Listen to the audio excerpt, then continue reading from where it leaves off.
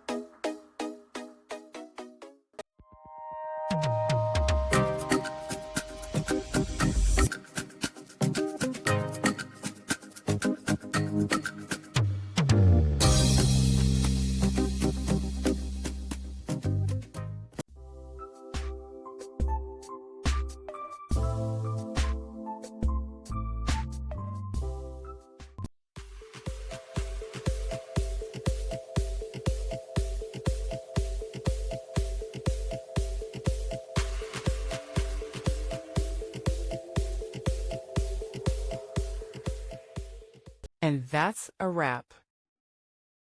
I hope you found the answer you were looking for. If you did, take a second to hit that subscribe button. It really helps out. And let me know in the comments which solution worked best for you. See you next time in the debug zone.